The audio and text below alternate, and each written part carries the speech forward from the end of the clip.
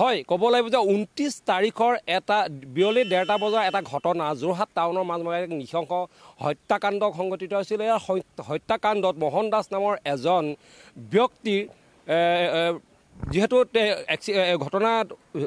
দুৰ্ঘটনা হৈছিলে আৰু সেই দুৰ্ঘটনাৰ সময়ত অনিমেষ ভূঞা নামৰ যিজন ছাত্ৰ নেতা সেই ছাত্ৰ নেতাজনে উদ্ধাৰ কৰিবলৈ যাওঁতে মৃত্যু হ'বলৈ হৈছিল এদল দুৰ্ধৰ্ষ যুৱকৰ দলৰ হাতত। কিন্তু তাৰ সেই দুৰ্ধৰ্ষ দলটো যিটো আছিলে এখন দুদিন ধৰি 29 আৰু 30 সেই দুদিন ধৰি পেলাই যোৰহাটৰ আৰক্ষীয়ে সেই দুৰ্ধৰ্ষ দলটোক যিহেতু দুৰ্ধৰ্ষ দলটো 50 জনীয়া আছিল তাৰে 13 জনক কৰায়ত্ব কৰিবলৈ সক্ষম হৈছিল। সেই কৰায়ত্ব কৰাৰ ভিতৰত যিজন মূল অভিযুক্তকাৰী আছিল, যিজন মোহন দাসৰ পুত্ৰ, যিহেতু ক'লা ল'ৰা, সেই ক'লা ল'ৰা আছিলে। সেই ক'লা ল'ৰাৰ যিহেতু যোৱা পুৱতি নিশা এক দুৰ্ঘটনাত তেওঁ মৃত্যু হৈছে। যিহেতু আমি ধাৰাবাহিক বাতৰি প্ৰকাশ কৰিছিলোঁ আৰু যিহেতু চিনেমা থানাৰ কিছু নথি দূৰত যিহেতু সেই সময়ত যোৰহাটৰ আৰক্ষীয়ে ক'লা ল'ৰাক লৈ পেলাই এখন বলেৰ' লৈ আহি আছিলে। যিহেতু এক অভিযানৰ ক্ষেত্ৰত আহি আছিলে, যিহেতু ক'লা ল'ৰা ড্ৰাগছ পেডেলাৰ আছিলে। সেই আমি যিহেতু কালিৰ পৰা বাতৰি প্ৰকাশ কৰোঁতে বিভিন্ন সংবাদ মাধ্যমত বাতৰি প্ৰকাশ কৰোঁতে কৈছিলে যে এটা ড্ৰাগছ পেডেলাৰ আছিলে আৰু অভিযুক্তকাৰীসকল ক'ত আছে আৰু তাক দেখুৱাবৰ কাৰণে তেওঁ এই চিনেমাৰ পৰা মৰিয়নি দিশা আহি আছিলে। কিন্তু সেই চিনেমাত থানাৰ নথি দূৰত এখন গাড়ী যিহেতু এখন ট্ৰাক ৰখি আছিলে আৰু যিহেতু ঘন কুঁৱলী, সেই ঘন কুঁৱলীৰ সময়ত সেই ট্ৰাকখনত সেই যিখন বলেৰত ক'লা ল'ৰাক লৈ আহিছিল আৰু দুজন লৈ আহোঁতে আৰক্ষীৰ দল এটা আহি আছিল যিহেতু মৰিয়নি অভিমুখে। যিহেতু তেওঁক ড্ৰাগছ পেডেল আছে, ড্ৰাগছৰ অনুসন্ধানত আহি আছিলে আৰু যিসকল দুৰ্বৃত্ত সেই দুৰ্বৃত্ত ক'ত আছে তেওঁক সেই অনুসন্ধানত আহি আছিলে। আহি থাকোঁতে এক বৃহৎ খুনা মাৰে সেই ট্ৰাকখনত ভিডিঅ'জনে আঁচিবা দেখুৱাই আছে। এই অঞ্চলতে সেই ট্ৰাকখন আছিলে, এই অঞ্চলতে এই অঞ্চলত ট্ৰাকখন যি আছিলে, যিহেতু ঘন কুঁৱলী, সেই ঘন কুঁৱলীৰ সময়ত এখন বলেৰ' ভানত যেতিয়া লৈ আহিছিলে, আহোঁতে এই দুৰ্বৃত্ত যিটো ক'লা ল'ৰা আছিলে, ক'লা ল'ৰা অভিযানত লৈ আহিছিলে। তেওঁৰ বিভিন্ন স্থান দেখুৱাবলৈ লৈ আহিছিলে, ড্ৰাগছক কোনো ঘাটি দেখুৱাবলৈ লৈ আহিছিলে আৰু অভিযুক্তকাৰীসকল ক'ত আছিলে তাত দেখুৱাই লৈ আহিছে। কিন্তু এই যি দেখুৱাইছোঁ এই চকাৰে একদম বৃহৎ খুনা মাৰে। যিহেতু ঘন কুঁৱলী আছিলে, সেই ঘন কুঁৱলীত খুনা মাৰোঁতে কেইবাজনো আৰক্ষী গুৰুত্বভাৱে আঘাতপ্ৰাপ্ত হয় আৰু তাতে আছিলে অভিযুক্তকাৰী যিহেতু ক'লা ল'ৰা আৰু আমি যিহেতু কালিৰ পৰা কৈ আছিলোঁ মূল অভিযুক্তকাৰী আছিল ক'লা ল'ৰা। আৰু সেই ক'লা ল'ৰাক আজি আৰক্ষীয়ে যিহেতু ন্যায়ালয়ত তাক ন্যায় কথা আছিলে। কিন্তু নিশা অভিযানত লৈ আহোঁতে অতি এটা কৰুণ দুৰ্ঘটনাত সেই কৰুণ দুৰ্ঘটনাত ক'লা ল'ৰাৰ ইতিমধ্যে মৃত্যু হৈছে যোৰহাট চিকিৎসা মহাবিদ্যালয়ত আৰু কেইবাজনো আৰক্ষী গুৰুত্বপূৰ্ণভাৱে আঘাতপ্ৰাপ্ত হৈছে। কিন্তু এটা কথা ক'ব লাগিব যে যি অভিযান তীব্ৰতা কৰি তুলিছিল যোৰহাট আৰক্ষীয়ে আৰু যোৰহাট আৰক্ষীয়ে ক্ষিপ্ৰতাৰে অসমৰ মুখ্যমন্ত্ৰী হিমন্ত বিশ্ব শৰ্মা ডাঙৰীয়াত যিটো নিৰ্দেশ, সেই নিৰ্দেশক্ৰমে 13জন অভিযুক্তকাৰীক গ্ৰেপ্তাৰ কৰিবলৈ সক্ষম হৈছিলে।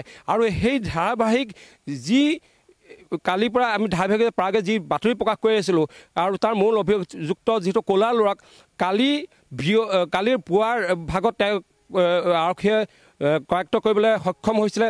তাৰপিছত তেওঁক লৈ অভিযান কৰাৰ কথা আছিলে, কিন্তু সেই অভিযান কৰাৰ কথা থকা যি অভিযুক্ত ক'লা ল'ৰা, সেই ক'লা ল'ৰা যিহেতু তেওঁৰ দ্বাৰাই বহুতো কথা উলিয়াব পৰা হ'লহেঁতেন আৰু কোন কিজন দুৰ্বৃত্ত ক'ত পলাই আছিলে বা ড্ৰাগছৰ অনুসন্ধানৰ কাৰণে তেওঁক আৰক্ষীয়ে লৈ আহিছিলে, কাৰণ তেওঁ মূল অভিযুক্ত আছিলে আৰু তেওঁৰ দ্বাৰাই বহুত কথা ওলালহেঁতেন। কিন্তু কেনেকুৱা ধৰণৰ দুৰ্ঘটনা হৈছে চাওক, ইয়াত আহি পেলাই যিখন বলেৰ' গাড়ী আহিছিলে তাক আছিলে ট্ৰাকখনৰ আহি বলেৰ' গাড়ীখনে ইয়াত সোমাই পৰিছিলে আৰু গুৰুত্বপূৰ্ণভাৱে আঘাতপ্ৰাপ্ত হৈছে যিজন পাইলট, বলেৰ'খনৰ পাইলটজনৰ লগতে কেইবাজনো আৰু আহি পেলাই বিয়াগম এটা খুনা মাৰিছিলে আৰু সেই খুনাত গুৰুত্বপূৰ্ণ আঘাতপ্ৰাপ্ত হৈছে কেইবাজনো আৰক্ষী বিষয়া আৰু লগতে যিজন আছিলে মূল অভিযুক্তকাৰী ক'লা ল'ৰা ক'লা ল'ৰা তাত সেই গ্ৰুপটোত আছিলে আৰু তেওঁক অভিযানৰ কাৰণে লৈ আহিছিলে আৰু সেই ক'লা ল'ৰা অতি গুৰুত্বপূৰ্ণ আঘাতপ্ৰাপ্ত হৈছিলে আৰু যোৰহাট চিকিৎসা মহাবিদ্যালয়ত তেওঁ ইতিমধ্যে মৃত্যু হৈছে বুলি চিকিৎসকে জানিবলৈ দিছে। এই ঘটনা গ্লাছ ভাগি পৰিছে আৰু ঘটনাটো কেনেকুৱা ধৰণৰ সংঘটিত হৈছিল, কেনেকুৱা ধৰণৰ ভয়ংকৰ ঘটনা আছিলে চাওক। আৰু এই ভয়ংকৰ ঘটনাত ক'লা ল'ৰাৰ ইতিমধ্যে মৃত্যু হৈছে। মূল অভিযুক্তকাৰী আছিলে যিটো 29 নৱেম্বৰ 1:30 বজাত যিটো ঘটনা সংঘটিত যোৰহাট টাউনৰ মাছমজিয়াত আৰু কেইবাজনো দুৰ্বৃত্তই অনিমেষ ভূঞা নামৰ যিজন ছাত্ৰ নেতাক হত্যা কৰিছিলে আৰু সেই হত্যাৰে মূল অভিযুক্ত আছিল ক'লা ল'ৰা আছিল মোহন দাসৰ পুত্ৰ।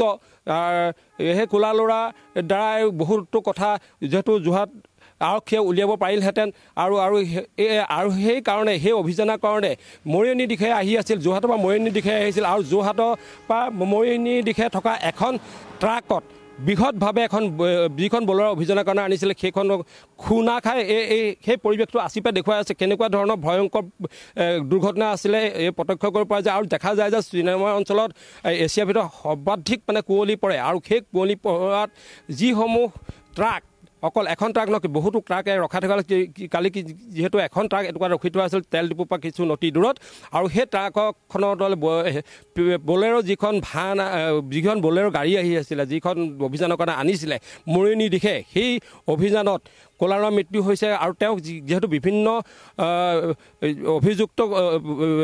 ঘটনাত অভিযুক্ত আছিলে, তেওঁ আছিলে ড্ৰাগছ পেডালাৰ আছিলে, তেওঁ আছিলে এজন অতি কুখ্যাত দুৰ্ধৰ্ষ অপৰাধী। তেওঁ যিহেতু আৰ্মছৰ ক্ষেত্ৰতো তেওঁ ফচিব লগা হৈছিলে, কেইবাটাও মাটিৰ দালালি কেছত ফচিবলগীয়া হৈছিলে আৰু কেইবাটাও মাৰ্ডাৰ কেছত তেওঁ যিহেতু অভিযুক্তকাৰী আছিলে। প্ৰায়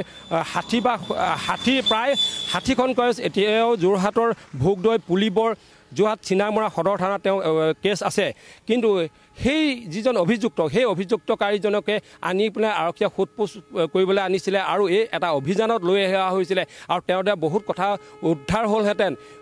যিহেতু ড্ৰাগছৰ ক'ত ঘাটি আছে আৰু সেই যোনদিনা ঘটনাটো সংঘটিত সেইদিনা কোনকেইজন দুৰ্বৃত্ত ক'ত আছিলে তেওঁৰ দ্বাৰা জানিব পৰা হ'লহেঁতেন। কিন্তু বিধিৰ বিধান যিজন অভিযানত আনিছিলে আৰু এই অভিযানতে কেইবাজনো আৰক্ষী বিষয়াৰ লগতে দুৰ্ঘটনাত পতিত হৈছিল ক'লা ল'ৰা আৰু সৰ্বশেষত মৃত্যুৰ আঁকোৱালি ল'লে ক'লা ল'ৰাই।